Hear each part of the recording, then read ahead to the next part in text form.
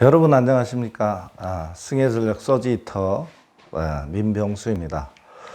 오늘도 전기 에너지에 대한 개관으로 이렇게 여러분과 함께 이야기를 나눠보겠습니다.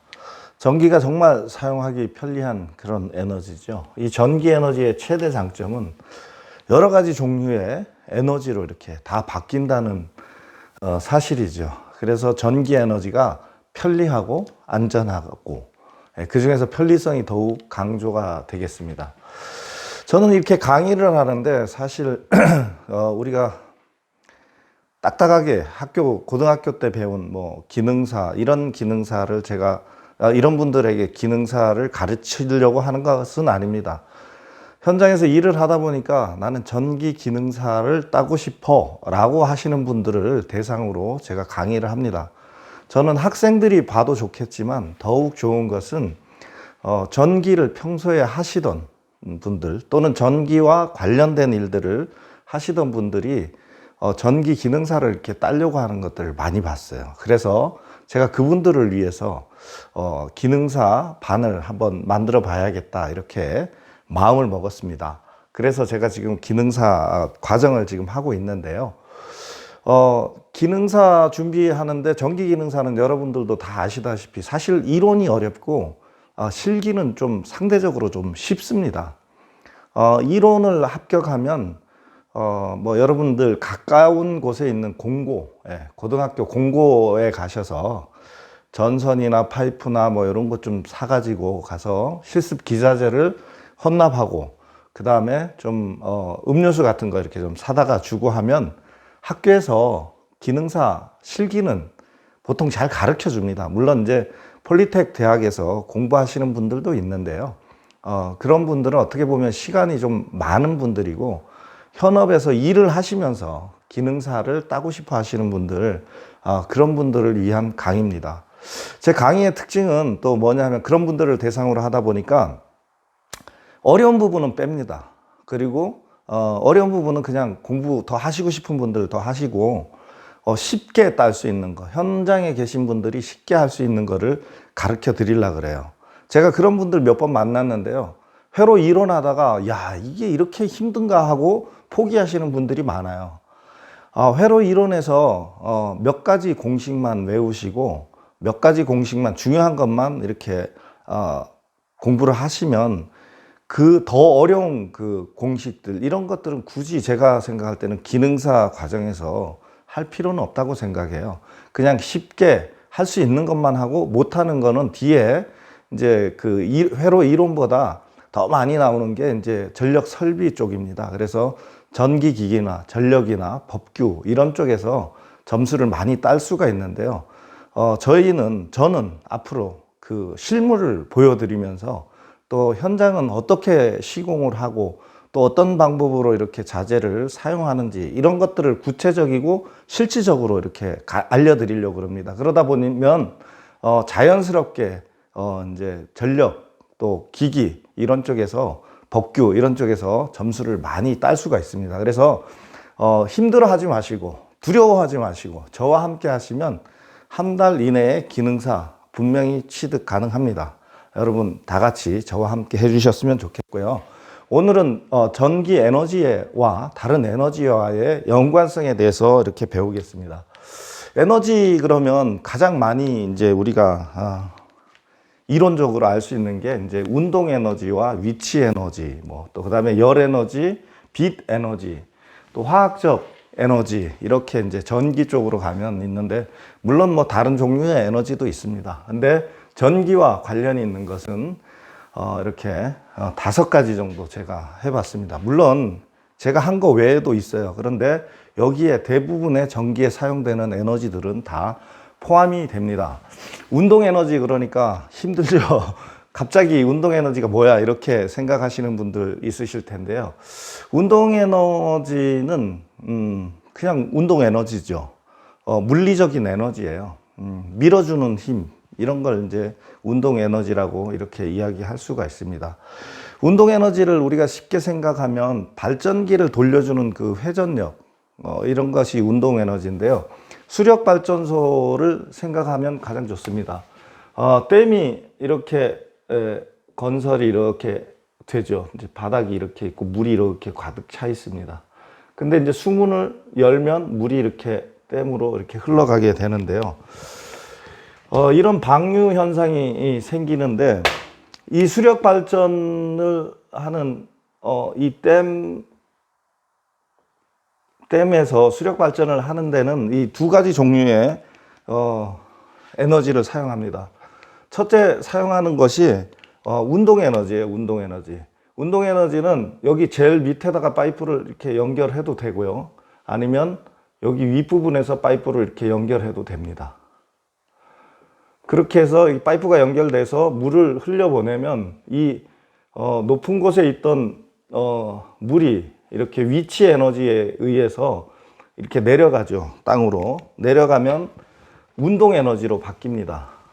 위치 에너지가 운동 에너지로 이렇게 바뀌어서 쭉 내려갑니다. 그래서 이것을 여기에다가 이제 터빈을 연결해 가지고 터빈을 연결해서 발전기를 돌리는 방식인데, 여기에 있는 물은 그냥 위치 에너지를 갖고 있어요.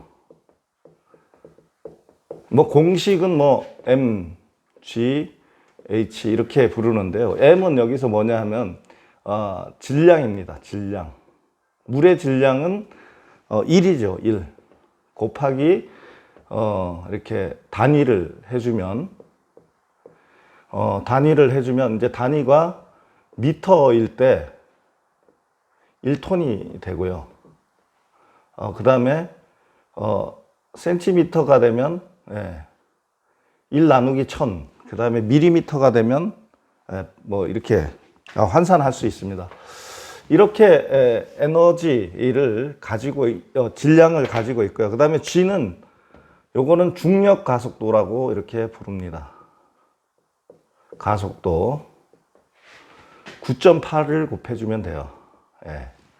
그냥 그 상수입니다. 상수 9.8 곱해주면 되고요. 그 다음에 이제 세 번째 게 H인데요. H는 뭐냐 하면 높이입니다. 높이. 그래서 이거 높이는 미터로 이렇게 단위가 되겠죠.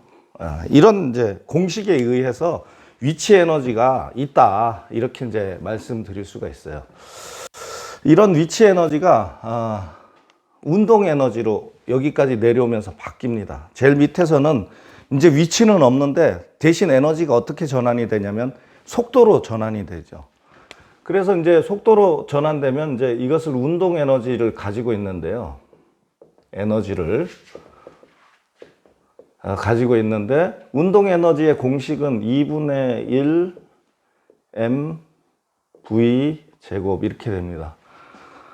2분의 1 그냥 곱해주고, m은 뭐냐면 아까도 나왔는데 매스 그래가지고 질량이라고 부르고요. v는 속도입니다. 그래서 아까 이제 뭐 물의 저기 질량 1이라고 말씀드렸는데, 이 공식에 의해서 이렇게 이제 운동 에너지가 이제 적용이 됩니다. 그런데 여기서 보면 좀 특이한 게, 우리가 알아야 되는 게, 이제 질량이 많을수록 그 운동 에너지가 크겠죠. 똑같은 속도인데. 근데 이 속도를 보면 V의 제곱이에요. 그래서 1하고 2하고는 운동 에너지가 어떻게 차이 나냐면 1의 제곱, 2의 제곱. 그래서 1의 제곱은 1, 2의 제곱은 4. 그러니까 2배가 차이가 나는 게 아니고 4배가 차이 나는 거죠. 그래서 우리가 그 자동차가 100km 다닐 때 하고 200km 달릴 때 하고 기름이 2배만 먹으면 좋은데 4배가 먹습니다. 뭐 그 외에도 마찰이나 뭐 여러 가지 바람의 저항 이런 것 때문에 차는 너무 빨리 달리면 달릴수록 에너지를 많이 먹는다. 이거에 대해서 이렇게 좀 알면 되겠고요. 이 운동 에너지, 물리적인 에너지, 이제 위치 에너지와 운동 에너지가 이게 물리적인 에너지인데요. 이 물리적인 에너지로 우리가 보통 발전을 하죠. 그래서 이제 발전기에 보면 수력 발전, 그 다음에 화력 발전은 물을 끓여서 증기를 통해서 증기가 나가는 그 힘으로 이 터빈을, 압력으로 터빈을 돌려줍니다. 그래서 회전 운동을 얻게 되고요. 그 회전 운동을 가지고 회전 운동을 이제 자석 속에 코일을 돌리는 그런 에너지로 사용합니다. 그래서 이게 전기 에너지가 되죠. 발전기의 원리에서 누차 설명을 드렸기 때문에 오늘은 생략하도록 하겠습니다. 그래서 이 물리적인 에너지, 이 에너지를 다시 전기 에너지를 가지고 이제 물리적인 두 가지 에너지를 가지고 전기 에너지를 만들었는데, 이 전기 에너지로 다시 물리적인 에너지를 얻습니다. 얻는 게 뭐냐면 발전기의 원리와 똑같이 전동기를 통해서, 전동기는 모터죠, 모터라고 이렇게 부릅니다. 막 돌아가죠, 선풍기 같은 거. 그 다음에 공장에서 돌리는 대부분의 기계들이 이 전동기에 의해서 작동이 되고, 전기 자동차도 이 전동기에 의해서 작동이 되죠. 야간에 지금은 이제 태양광이 많이 생겨서 원자력 발전을 많이 할 때는 밤에 공장들이 가동을 안 하니까 야간에 전기가 많이 남아요. 그리고 밤에 불 끄고 자잖아요. 그러다 보니까 전기가 많이 남는데, 이 남는 전기를 어떻게 했냐면 양수기를 써서 그 높은 곳으로 물을 끌어올려요. 호수에서 끌어올려 가지고 두었다가, 그러면 이제 그것을 양수 발전이라고 하는데요. 위에 이렇게 호수가 아까 이제 뭐 잠깐 그렸었지만 댐이 이렇게 막아져 있으면 물이 여기 꽉 차 있겠죠. 차 있는데 댐 이제 하류로 이렇게 물을 흘리는데, 여기에도 이렇게 뭘 만드냐면 여기에 저수지를 이렇게 만들어요. 저수지를 만들어서 이제 파이프관을 통해서 이제 뭐 여기 발전을 하겠죠. 그래서 이제 발전을 이렇게 평상시에 이렇게 물을 흘려가지고 전기가 모자랄 때 흘려서 발전을 하고, 요거는 보통 밤에 이제 발전을 하죠. 밤에. 야간에 발전을 하고, 그 다음에 이제 전기를 많이 쓰는 낮에 전기가 모자라요. 낮에는, 밤에는 이제 발전을 하는 게 아니고, 밤에 이제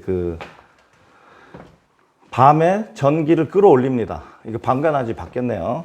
낮에는 전기가 부족하니까 여기 있는 물을 흘려서 발전을 하고, 밤에는 전기가 남아요. 그러면 주파수도 올라가고 전압도 올라가고, 그렇게 되면 기계가 망가집니다. 전기의 품질이 나빠지기 때문에 그것을 없애기 위해서 전기를 인위적으로 소비를 시킵니다. 그래서 여기 있는 물을 다시 퍼서 올려요. 그래서 밤에는 발전하는 게 아니고 전기를 이제 양수를 하죠. 양수.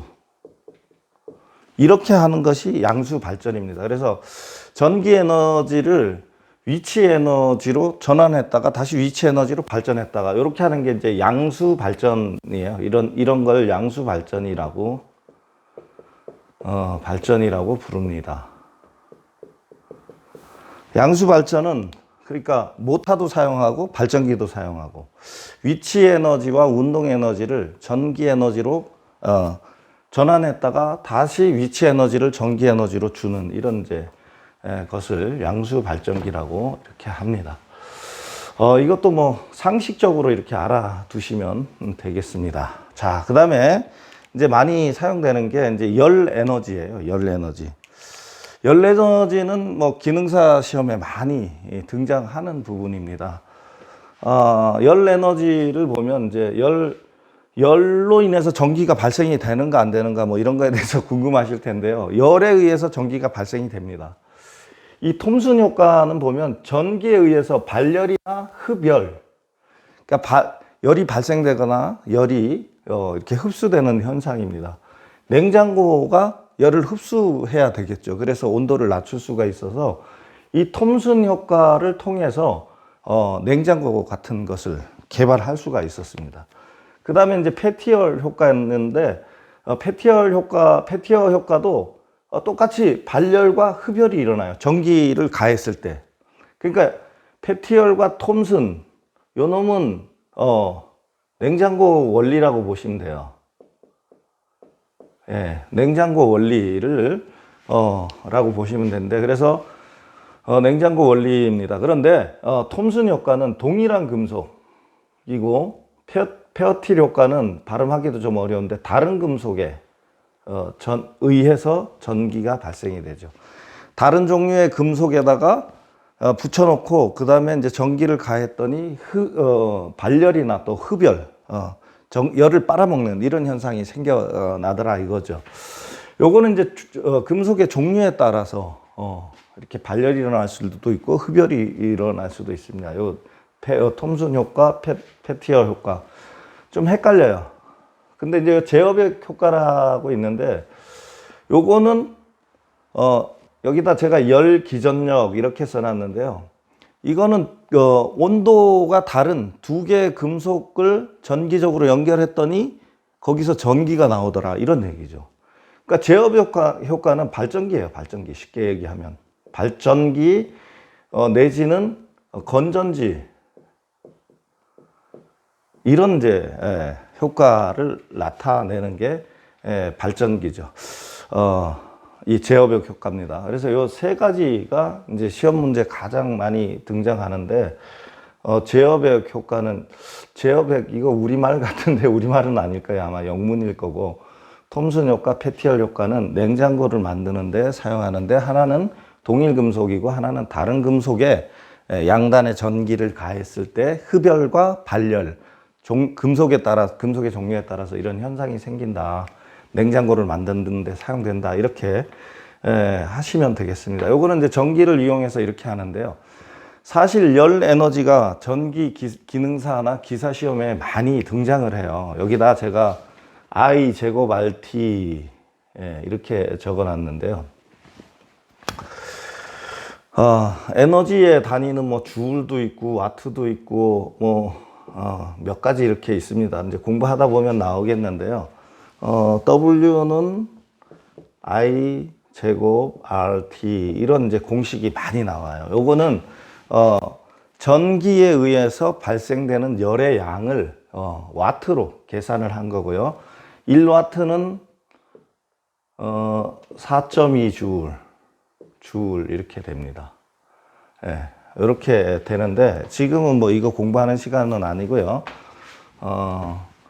나중에 그거는 제가 자세히 또 설명을 드릴 거고요. 어쨌거나 전기 에너지가 열로 바뀌는데 이거는 이제 우리가 뭘 생각하시면 되냐면 다림이라든가 그 다음에 또 뭐가 있을까요? 전기밥솥. 예, 또 뭐가 있을까요? 네. 전기난로. 그 다음에 뭐 보일러. 뭐 이런 것들이 다 W는 I 제곱 RT 이런 공식에 의해서 열이 발생하는 거죠. 열이 나는 거는 대부분 열이 나는 제품들은 다 이 전기를 열로 바꿨을 때 이렇게 나옵니다. I 제곱 RT는 제가 워낙 중요한 공식이기 때문에 지금 이렇게 계속 얘기합니다. 그냥 입에서 그냥 막 튀어나올 정도로 이렇게 제가 말씀드리겠습니다. 자, 여기까지 이렇게 보고요. 그 다음에 이제 빛 에너지가 이제 전기 에너지로 전환되는 과정이죠. 빛 에너지. 옛날에는 이 빛에서 전기를 잘 못 얻었어요. 그런데 최근에 이제 태양광 발전을 하면서 빛 에너지에서 전기 에너지를 얻게 되는 거죠. 그래서 전기를 빛에서 얻는 거는 최근에 이제 이루어진 일이고, 옛날에는 전기 에너지는 거의 이런 물리적인 에너지와 화학적인 그런 에너지로 전기를 얻을 수가 있었습니다. 그런데 최근에 이제 태양광 기술이 발전되면서 이제 태양광 발전을 통해서 이제 전기를 얻게 되고요. 전기를 얻기는 얻었는데, 사용하는 거는 전기가 나왔을 때부터 사용을 많이 했어요. 빛 에너지로. 이게 빛 에너지를 전기 에너지로 바꾸는 건 이제 태양광 모듈을 생각하시면 될 거고요. 그 다음에 전기 에너지를 빛 에너지로 바꿔주는 장치는 우리가 가장 일반적으로 알았던 게 백열 전구죠. 우리가 많이 인류 역사가 가장 많이 사용했어요. 뭐 한 200년 되지만 가장 많이 사용한 전구가 백열 전구입니다. 이거는 니콜홈선을 이렇게 감아 가지고 전구 안에다가 이렇게 넣고 이제 플러스 선과 마이너스 선을 가했을 때 여기서 열이 나고 여기는 이제 질소가스가 봉입이 돼 있죠. 그래서 이 니크롬선이 되는 것을 되게 굉장히 천천히, 예. 그래서 날아가지 않게 이렇게 해서 고온이 되었을 때 얘가 빛을 내는 이런 현상을 이제 합니다. 근데 전기 에너지를 빛 에너지로 바꿔주는 방법 중에 가장 효율이 떨어지는 게 이 백열 전구. 예. 예, 이놈이 가장 효율이 떨어져요. 이게 좀 전구 같지는 않네요. 그죠? 제가 전구 같이 좀 그려야 되는데, 그림을 막 그리는 그런 습성이 있다 보니까 전구, 예, 이렇게 소켓 이렇게 있고, 예, 여기도 이렇게 소켓이 있고, 예, 그 다음에 여기 이제 이렇게, 여기 조금 크게 그렸지만, 여기 이제 납땜을 해놓고, 여기도 이제 납땜이 돼 있죠. 여기 사이는 끊어져 있어요. 전기가 서로 통하면 안 되니까. 하여튼 이런 게 이제 백열천등 여러분들도 잘 아실 거고요.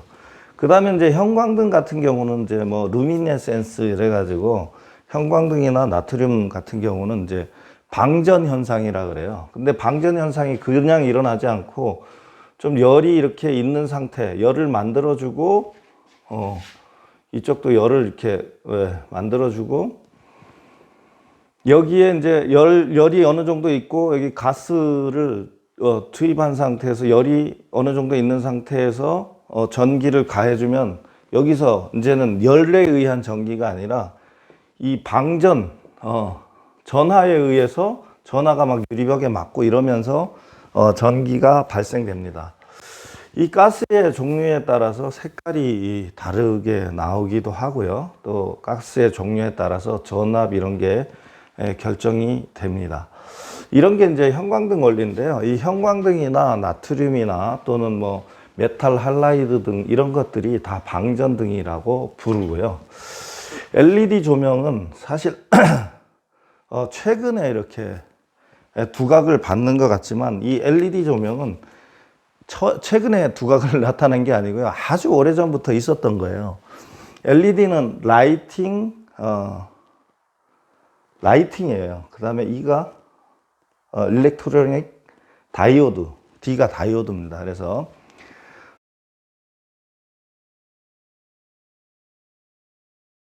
는 이렇게 부르죠. 발광, 빛을 내는 발광이라 그러죠. 다이오드. 예, 이렇게 부르는 게 LED. 예. L이 라이팅이니까 광이죠, 광. 그 다음에 다이오드가 D, 광. 예. D, 다이오드, LE. 예, 잘 안 되네요. 어쨌거나 LED 발광 다이오드 옛날부터 있었는데 주로 그냥 신호용으로 이렇게 사용을 했어요. 그런데 그러다가 이제 이게 전기가 굉장히 낮은 상태에서 열도 발생이 안 되면서 빛이 나온다라는 현상을 이용하면서 발광 다이오드를 많이 사용하게 됐습니다. 자, 그 다음에 제일 마지막으로 이제 화학적 에너지 이렇게 해놓고 뭐 수소, 전기, 자동차 이렇게 적어 놨는데요. 화학적 에너지가 참 어떻게 보면 공부할 것도 많고 그렇습니다. 화학적 에너지는 이 건전지도 거의 대부분 화학적 에너지라고 할 수가 있습니다. 자, 수소 자동차를 적어 놨기 때문에 수소 자동차에 대해서 이렇게 전기적인 원리에 대해서 먼저 조금 설명을 하고 그 다음에 건전지로 넘어가겠습니다. 수소전기 자동차의 원리는 뭐냐면 물을 H2O라고 이렇게 부르죠. 이거를 2O 이렇게 부르는데 물을 전기로 분해합니다. 전기 분해를 했더니 H와 H 두 개와 O로 이렇게 분해가 되죠. H는 수소, O는 산소. 이렇게 분해가 돼요. 전기를 가하면 물에다가 이렇게 분해를 한 것을 모아요. 수소는 수소대로 모으고 전기는 산소는 산소대로 모아서 이걸 다시 연결했더니 얘가 전기를 발생하는 거예요. 전기를 발생하면서 뭐가 나오면 다시 H2O가 나옵니다. H2O는 물이죠, 물. 물이 이렇게 나오는 현상입니다. 이게 이제 전기 분해와 또 전기가 다시 전기가 이게 다시 이제 화학적으로 결합하면서 전기를 발생하는 이런 겁니다. 그래서 지금 사실 이 수소 혁명 뭐 이런 이야기가 나오는데요. 수소를 전기로 또 수소 분해된 수소와 또 산소를 합해서 이렇게 이런 기술, 이거는 굉장히 큰 파급력이 있어요. 진짜 수소혁명이 일어났는데, 잠깐 수소혁명에 대해서 이렇게 조금 제 의견을 말씀드리면, 이거는 진짜 에너지 혁명입니다. 왜 에너지 혁명인가 하면, 지난번에도 말씀드렸지만, 우리가 에너지 중에 가장 많이 사용하는 에너지는 전기 에너지인데요. 전기 에너지가 우리 가정까지 올 때, 어떤 과정을 거치냐면, 일단은 오지에서 발전을 하고, 또 그 다음에 그 발전한 전기를 송전선로로 보내고, 또 송전선로로 보낸 그 전기를 변전소와 또 배전선로를 통해서 또 이렇게 오고, 또 배전선로에서 다시 배전 변압기를 통해서 220V, 380V로 이렇게 사용하게 되는데요. 이런 과정을 거치다 보니까 뭐가 생기냐면 손실이 생기기도 하고, 또 그 다음에 손실뿐 아니라 또 사고도 나요. 얼마 전에 고성 산불이 일어났는데요. 그것도 어쨌든 뭐 천재지변이긴 하다고 생각이 돼요. 왜냐하면 바람이 워낙 세게 부니까 이게 이제 좀 탈락이 뭔가 정기적으로 탈락이 되다 보니까 그냥 아크가 확 불면서 불덩어리가 떨어지면서 이렇게 전기 그 불덩어리가 바로 그냥 그 아주 건조한 나무나 이런 데 옮겨 붙은 사건인데요. 이 수소를 쉽게 물을 갖다가 쉽게 분해하고 그 다음에 쉽게 결합할 수만 있다면 이건 정말 좋은 겁니다. 왜냐하면 제 생각에는 그렇습니다. 이제 우리가 전기 자동차를 통해서 뭐 수소 혁명이 시작이 되고, 아마 그 혁명은 가정에서 이렇게 또 사용되지 않을까 이런 생각을 합니다. 모든 에너지가 수소 전지로 되지 않을까, 모든 전기 에너지가, 이런 생각이 드는 게요. 전기의 가장 큰 단점이 뭐냐면 생산과 동시에 소비가 되는 그런 제품이 전기죠. 생산하자마자 써야 돼요. 지금 전기는. 물론 이제 건전지는 그렇지 않습니다. 그러나 건전지는 용량이 작기 때문에 뭐 우리가 뭐 밥도 하나 짓기 어렵고 여러 가지 어려움이 많이 있습니다. 그런데 만약에 전기를 이렇게 보관만 할 수 있다면 굉장히 좋죠. 왜냐하면 지금 한전에서 발전할 때 일단은 주력 발전은 그 대전력은 뭘로 많이 하냐면 원자력 발전으로 많이 합니다. 원자력 발전이 뭐 그 아주 큰 강줄기 같이 이렇게 공급을 해주고요. 그 다음에 이제 부하가 피크가 걸리거나 이제 막 많이 쓰잖아요. 그럴 때 원자력 발전을 쫙 올려주면 좋은데 원자력 발전은 그게 어려워요. 발전량을 올리는데 많은 시간이 걸립니다. 일주일 막 이렇게 걸려요. 그러다 보니까 원자력 발전으로 발전하기 하면 다 좋은데 단가도 다 싸고 엄청 좋은데, 문제가 뭐냐면 이 발전량을 조절을 못하죠. 그래서 발전량을 조절을 못하면 어떤 현상이 생기냐면 너무 많이 발전을 하게 되면 전압과 주파수가 올라갑니다. 그래서 전압이 올라가고 주파수가 올라가면 우리가 사용하는 기계가 어떻게 세팅되어 있습니까? 대부분 220V로 되어 있고 일본은 110V로 되어 있죠.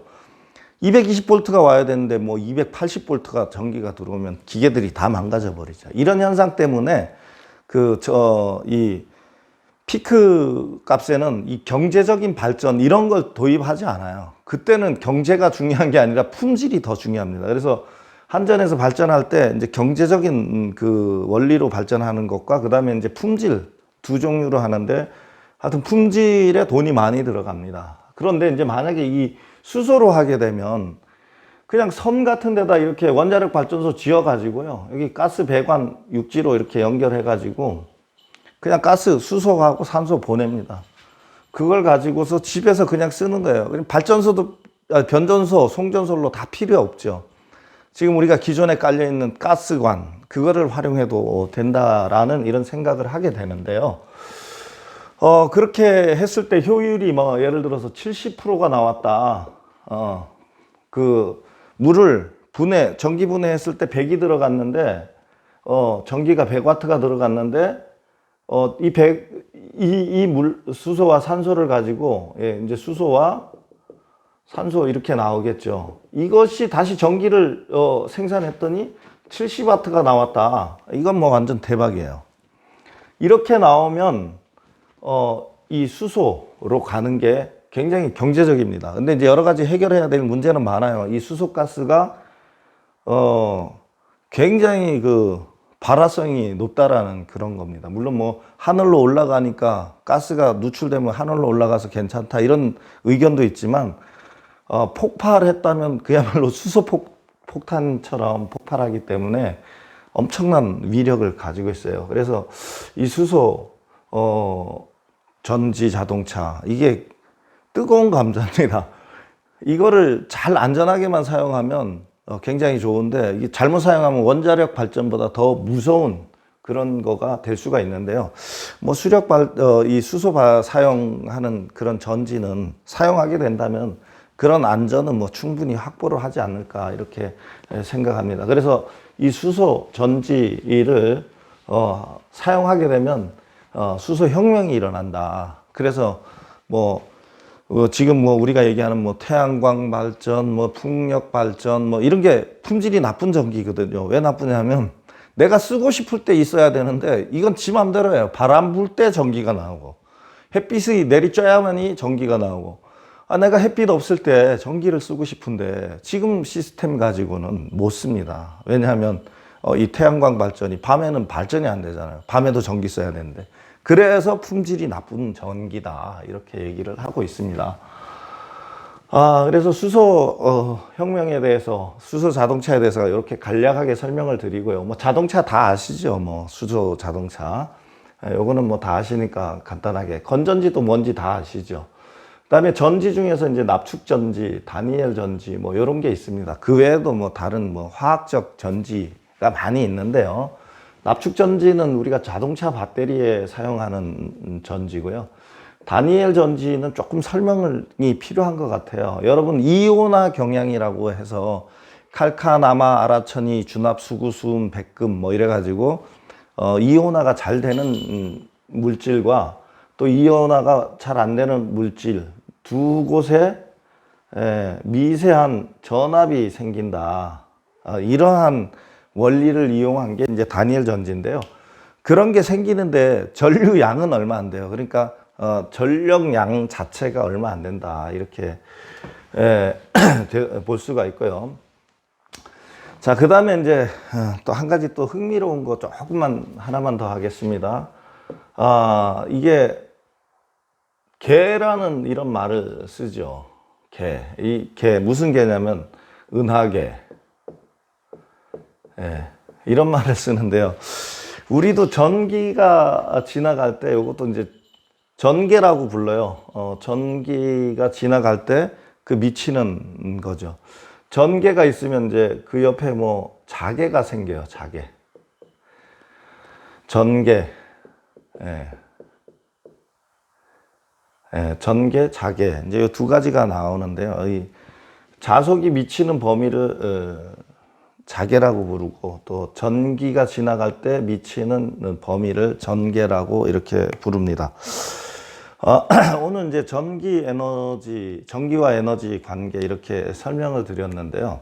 전기 에너지는 이렇게 지금 설명드린 대로 모든 상당히 다양한 에너지를 에너지원으로부터 전기를 얻을 수 있고 또 이 전기 에너지가 상당히 다양한 에너지로 이렇게 변환되는 그런 모습을 보게 되는데요. 그래서 이 전기 에너지가 굉장히 편하고 사용하기 좋은 그런 이제 거고요. 지금 젊은 사람들을 이렇게 보면서 참 안타까운 게 이 전기 기술, 이거 저는 굉장히 좋은 기술이라고 생각합니다.